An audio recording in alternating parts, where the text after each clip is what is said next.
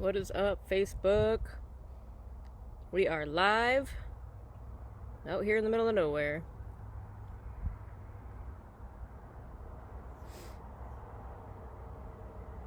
Hopefully waiting on some people to start tuning in here.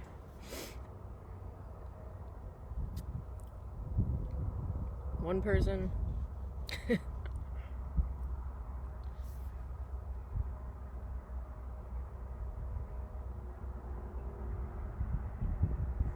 Couple more people tuning in.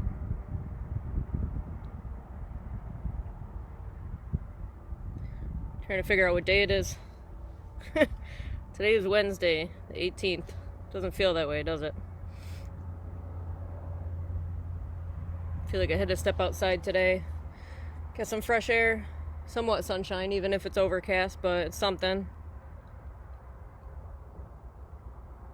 Glad you guys are here. Glad you guys are joining in. For those of you who tuned in earlier, Kirsten did one of her videos too and did some great readings this morning and some reflection with everybody. That was pretty amazing. So, like a few of us have been announcing, Rock Covery is going to be doing some of these videos on a regular basis, just to continue to engage with you guys, continue to connect, provoke some good thoughts and some good discussion. So this is the second time for the Outrageous Openness video. So that'll go until about 2:30 today.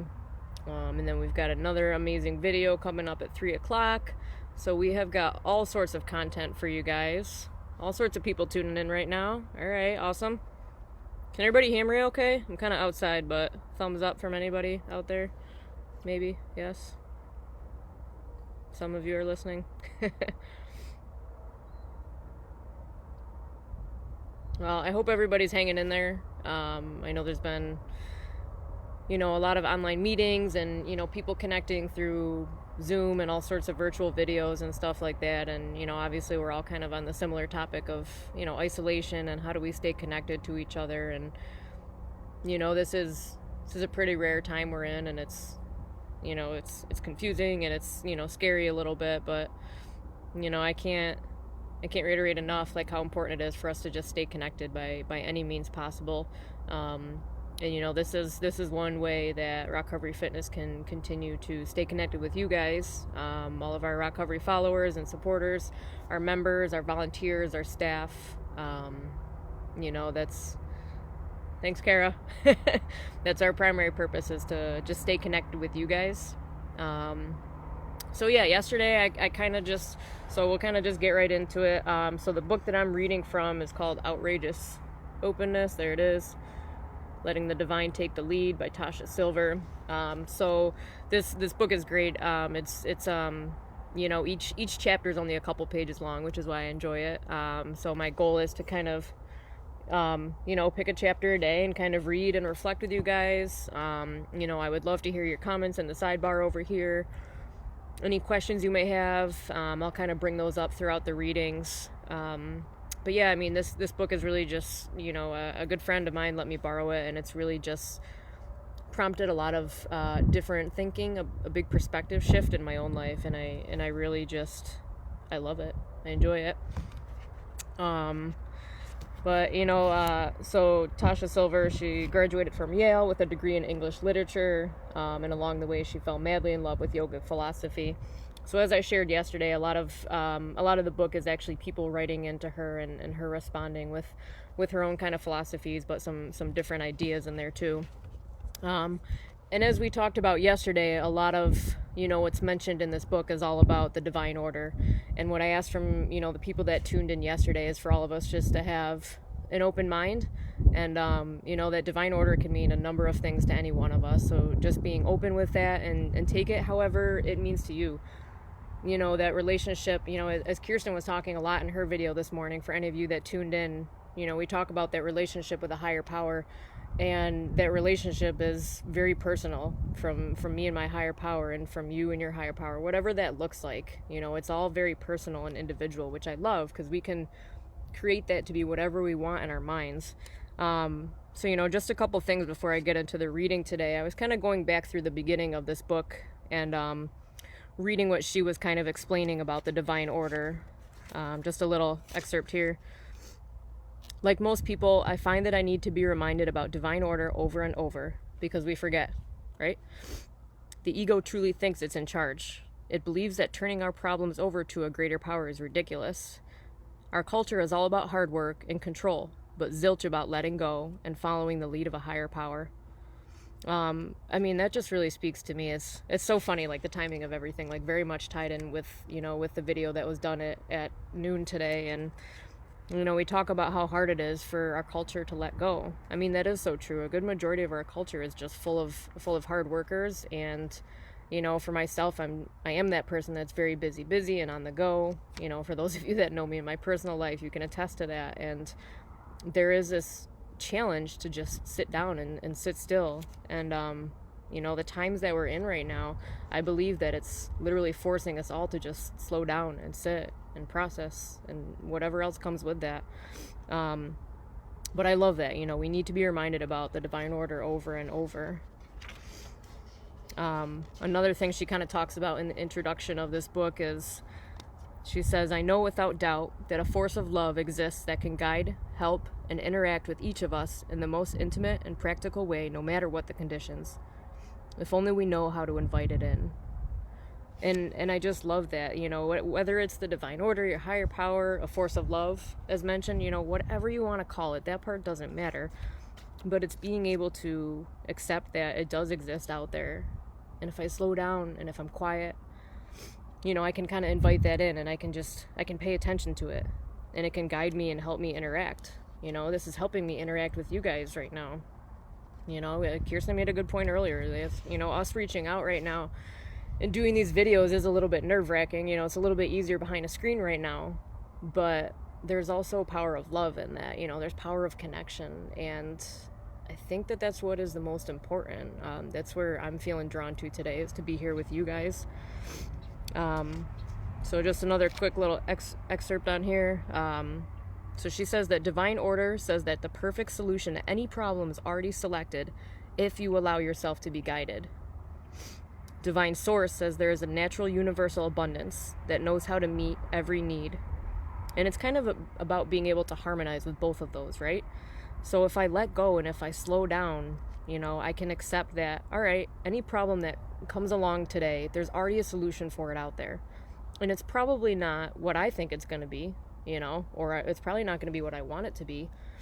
But that just means that, again, if I just let go, my problems are going to be taken care of. I have to trust in that. And that's a very real fear for a lot of us, right? Is letting go and trusting in something that we can't see, that we can't touch, I talked about yesterday, keeping that faith, that simple faith of, when I walk into a room and flip a light switch on, I don't think about it. I don't question it. I just assume that the light's going to turn on. That's having blind faith. I can't see the electricity happening. I can't see what's underneath all of that, the magic behind that, but it's there. So I just trust and I just let it go. So yeah, I just kind of wanted to give you guys a little bit of background of what I continue to talk about, as Tasha explains in this book about divine order and divine source and all that. So yeah, hold on, I got the wrong page here. What happened to that? Okay, just kidding. All right, so the reading I picked for today to share with you guys, is called Seeing the World as You. And this first quote here says, all separation, every kind of estrangement and alienation is false. All is one. This is the ultimate solution for every conflict.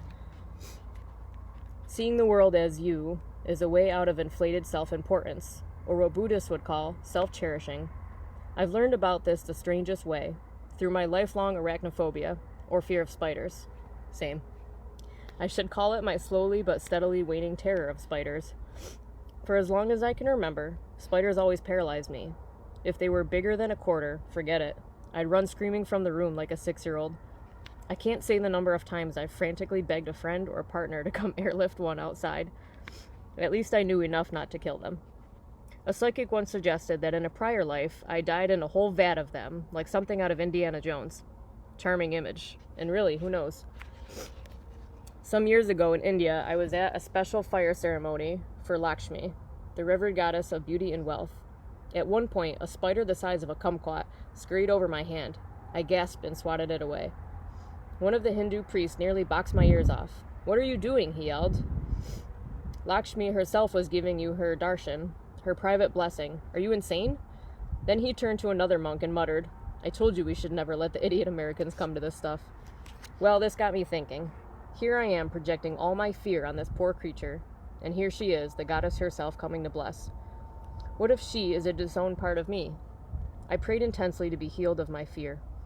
I was in bed one night, ready to turn out the light, when suddenly I saw a golf ball-sized spider on the wall. Terror, sweat, pounding pulse. Then I thought, hey, why not just talk to her? "Look," I started haltingly, I'm delighted to have you visit, and even so auspiciously into my bedroom." I took a long deep breath, trying to calm down. "So just let me promise from the get-go, in case you're worried about this all yourself, I won't hurt you. I finally know who you are." I gazed at her with as much affection as I could muster for something that had filled my nightmares forever. Then I continued, "But let me be honest. You really, really scare me. And I actually wonder right now if you might be a bit scared too." This idea actually me down considerably. I took another breath. "So I'll tell you what, my adorable goddess. It's a big room. How about if you take the ceiling, I'll take the bed. You just stay up there, my darling multi-legged love, and we'll share a beautiful night." Perhaps it was chance, perhaps not. But at the exact moment I finished, she began to race up the wall and slip into a dark corner of the ceiling. She tucked in her legs and became a nebulous shadow I could barely see. I bid her a good night and peacefully fell asleep. In the morning, she was gone. Later that day, I received an email from my friend Erin. On a whim, she had sent me a column she had just written on arachnophobia. She said it came from fear of one's own power. I mean, really, is anyone ever out there but ourselves? I do love that. It's kind of funny to read through and to listen at first. Her communicating with this spider. I also have a fear of spiders. Not a big fan. So right. So it's kind of funny at first, to hear her carry on this conversation with the spider. But what I love about that is she had just, first of all, stepped out of her comfort zone, and she had just kind of slowed down. She had just slowed down to process and to think about what that fear really means. She even flipped her perspective and talking about, like, the spider, I'm scared of you. I'm really scared of you, spider. And then flipping that perspective, like, oh, I wonder if that spider is scared of me too. And it's back to that whole conversation of, fear we had a little bit yesterday. Sometimes that fear can just be overwhelming and daunting and, the biggest thing in the room. It can completely consume us. It can completely take over and run our lives. I know I've let it take over and run my life a few times. Even in my own recovery, I've let fear take over and run my life. But I'm just so grateful that I have people today to remind me that I don't have to let fear run that. I really don't. Just checking in. Some more of you guys are joining. That is awesome. And, I hope that, some people can add some comments in here. Maybe we can change up the conversation a little bit. This is as much about you guys as it is about me. I just love the idea of doing the reading to kick off a conversation and to see where it goes. See what you guys have to say. What are your fears? We can all be scared of the spider, so to speak, but what are your other fears behind that? And can we together change our perspective and taking down, the power and the size of that fear sometimes? As I shared yesterday, one of my good friends loves to remind me that, we can either live in fear or we can either live in faith. And, we can't be in this space where we're sharing both of those things. It's one or the other. And like these times we're in right now, it is scary. There's new news coming out every hour, it seems like. There's new policies changing every hour, it seems like. There's a lot of unknown for all of us right now, for everybody. And it doesn't mean that we can't be aware of what's going on. And I don't know about you guys, but I don't I don't want to let that fear completely consume me. I don't want to go backwards in that dark place where, where I consumed by a room full of spiders, so to speak. I want to be able to trust, and I want to be able to just let go. What do you guys think? Any more comments and questions out there? I hope some of you are able to get outside a little bit during this, whether it's just to sit out there for a few minutes, take a walk, Those are just some of those things that we can continue to do, especially when that fear creeps in, I think for so many of us that overwhelming fear comes in, and we kind of either go in that fight or flight mode, and there are times where it can just, we just freeze, right? I don't know what to do. I'm afraid to do this, I'm afraid to do that, I'm afraid to take any action, so I just pause, and I kind of get stuck, I mean, one of the things that helps me get out of that is getting up and moving. I know us at Recovery Fitness talk about getting up and moving a lot. It's helped so many of us and so many of you, So it's all right, well, now we're all quarantined to our houses, so what can I do, people wonder, Get up, go outside for a little bit, For me, it just reduces that anxiety. It reduces that fear to get out and get some fresh oxygen, fresh air. All right, who else is commenting on here? Someone asked, what was your biggest fear coming into recovery, and how did you work through it? Good question. Honestly, one of my biggest fears coming into recovery, well, I had two of them. A little over 2 years ago, I was about to enter an outpatient. I was moving into a brand new apartment by myself. I was in a relationship, and I was terrified. I was terrified to go move into this house by myself. I had always lived with other people, and that depression being tied right into my addiction was just overwhelming at that time. And one of those biggest fears was just, I was just terrified to be on my own. I didn't know what was going to happen. We talk about that fear of the unknown right now. That was kind of what I felt back then. I was so scared that my depression was just going to consume me, and that I was just going to drink myself to death. I had that fear for a long time. And how did I work through it?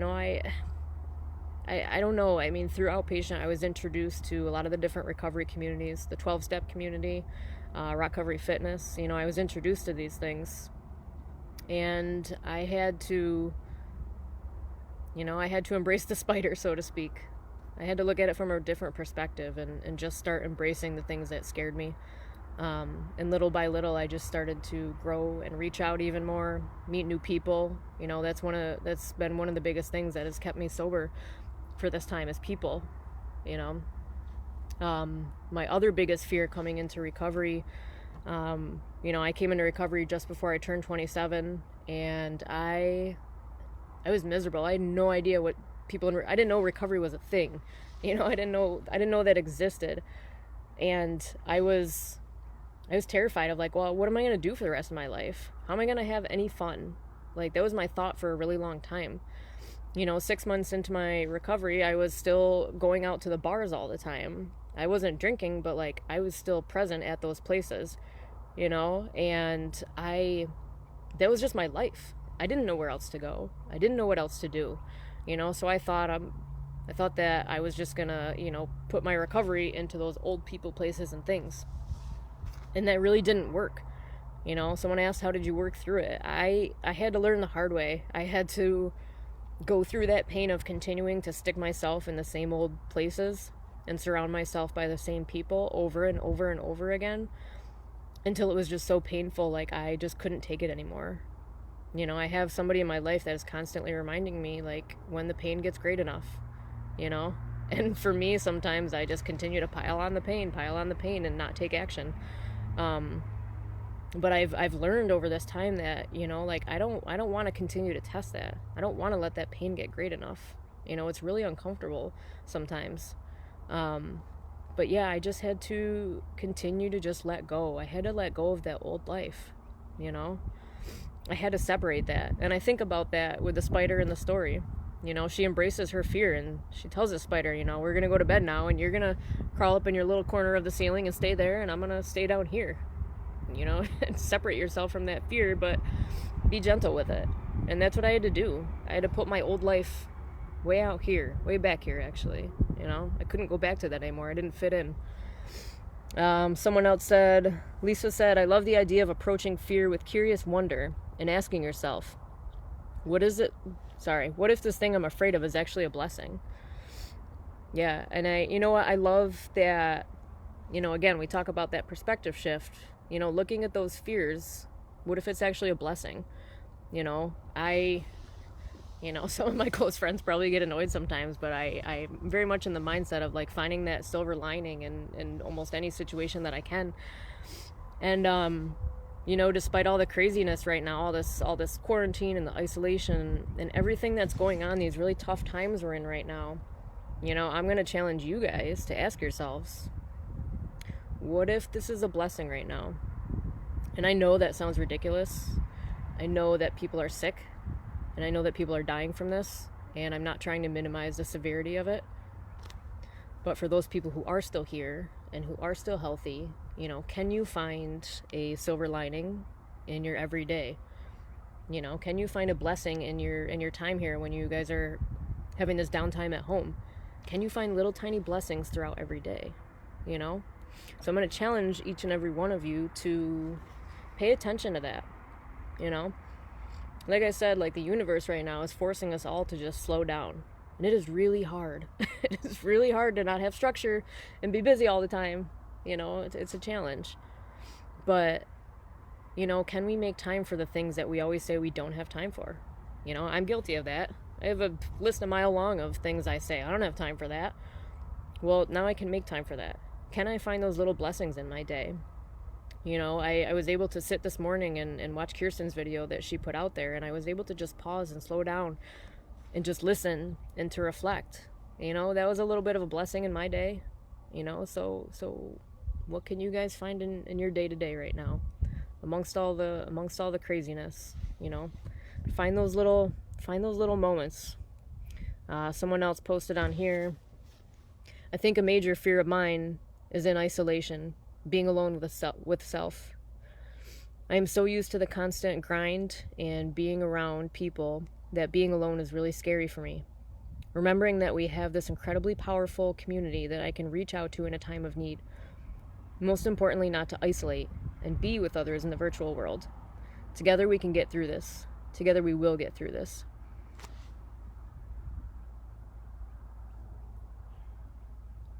Sorry, just reading all the comments. Yeah, I love that.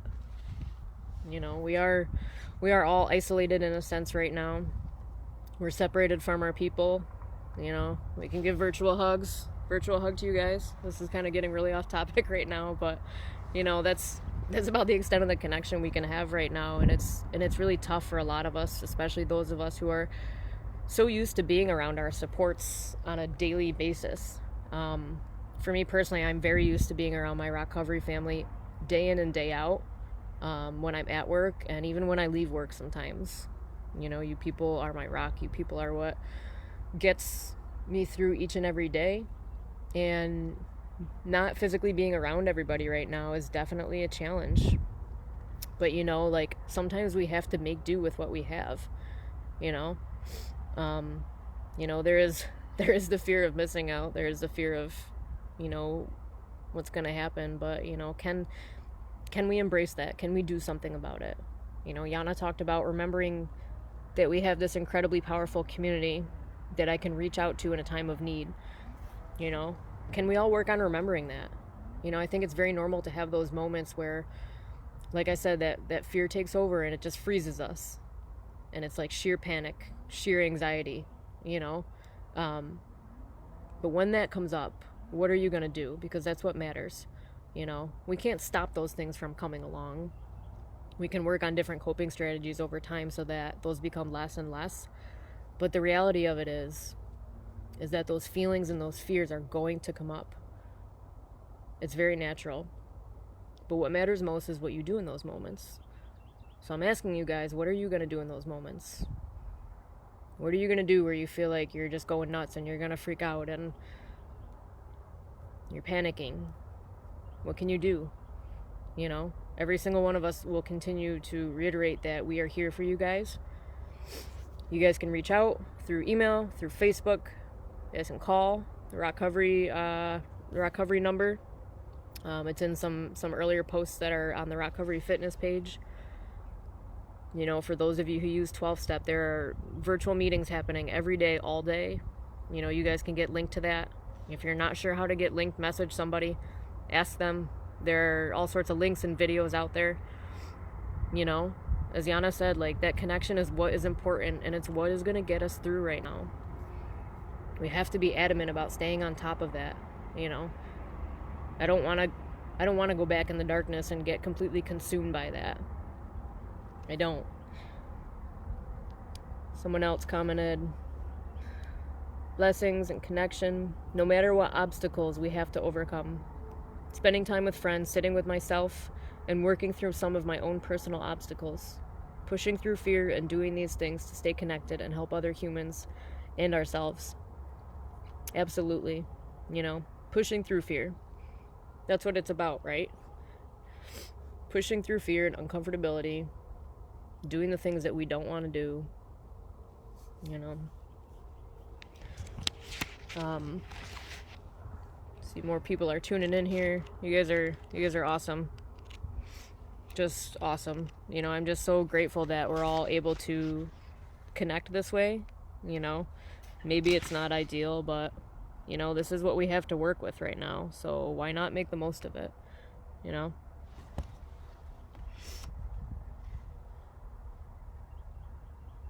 You know, I love the very last lines of this reading. She said it came from fear of one's own power. I don't know. Arachnophobia. That's what she was talking about. Arachnophobia. And it comes from fear of one's own power. That is pretty interesting. Let's start thinking about it. You know.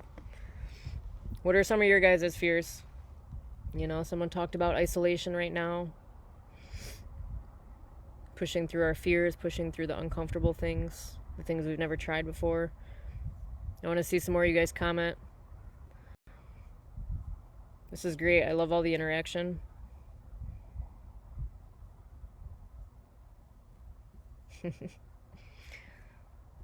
Love seeing all the comments on here.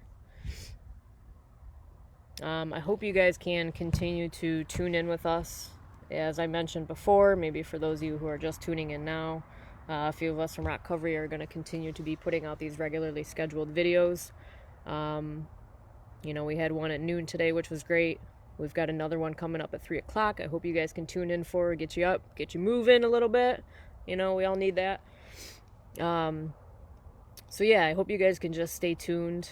And this particular video, the outrageous openness, that's scheduled at 2 o'clock, that the time will be moved for the next 2 days, but we will be posting, so keep an eye out for that. It will probably be later in the day. But yeah, I hope you guys can, like I said, just continue to tune in and to start facing those fears that you're having right now. You know, is that fear something so overwhelming right now that you feel like you can't handle on your own? You know, there are so many things in this life that I realize that I can't handle on my own. I need to reach out to my higher power, my supports, and for me, I trust in that divine order. I trust that there's a plan for all of this. You know, as muddy as everything looks right now, there's a lot of gray area and a lot of confusion and, you know, not a lot of answers. You know, I have to trust in something greater than me. I have to trust that there are these little moments that I can be grateful for, and there are these little blessings that I can continue to find in these difficult times right now. So we're going to kind of wrap it up here in a moment. Susie, my partner in height. You guys are great. Lisa just commented, our deepest fear is not that we are inadequate. Our deepest fear is that we are powerful beyond measure. One of her favorite quotes. That's awesome. I like that. Yeah.